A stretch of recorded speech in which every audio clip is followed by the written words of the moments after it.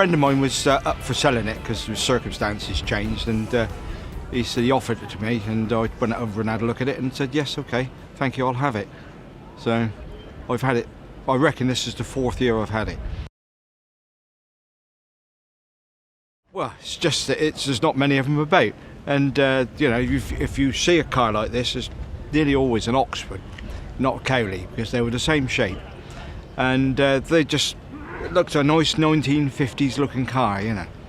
And so far so good. I've not done a great deal to it, bearing in mind the original owner, he restored it 30 years ago, so it was laid up for 16 to 17 years, and all I had to do was make sure the brakes were fine, fit another battery on it and check it all the way around and clean it up, and I've just got on and used it. I did take it and have it checked over to make sure that it was safe, because this is so old that it doesn't need an MOT. You don't legally have to have an MOT on it. So I made sure that it was safe. I mean, I am a mechanic, but you miss things because you're looking at your car. So I had another set of eyes go over it just to make sure that it was fine, you know. But yeah, I mean, it's I've done a couple of small things to it just to finish it off. But yeah, it's as you see it. The owner restored it 30 years ago.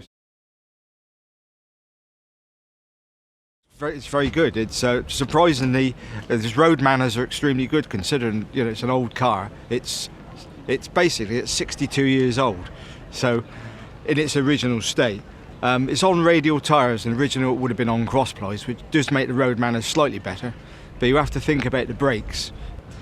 It's got drum brakes all the way around and no servo, so you can understand it. It doesn't stop like a modern car does, or anything like what a car you'd expect to stop. So you have to think about it a bit and apply the brakes accordingly, you know, think about it several yards away from where you would normally brake. But the annoying bit is, in modern traffic, is people filling up the space in between you and the car in front because they've got a modern car and it's got really good brakes on it, whereas this hasn't got really good brakes on it. So you have to be ever so careful.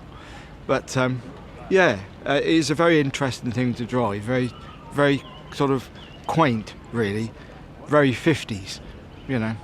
And I can remember having old cars when I first started driving, and you know, it brings back a lot of memories, you know.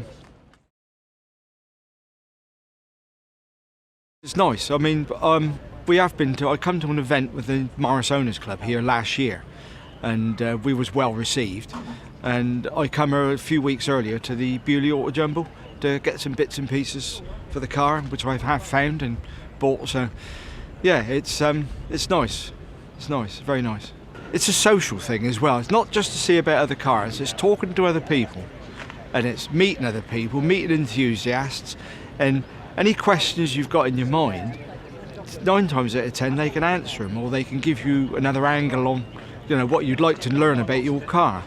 And I've already met other people that've got Cowleys and Oxfords, and you know, in various stages of restoration, and the things they tell me and the places they say, oh, we'll be getting bits from, or people we meet, or you need to go and see that man about that little job you want done over there. It's very good. It's very much a social thing as well, and you meet, just to say, you meet just loads and loads of car enthusiasts.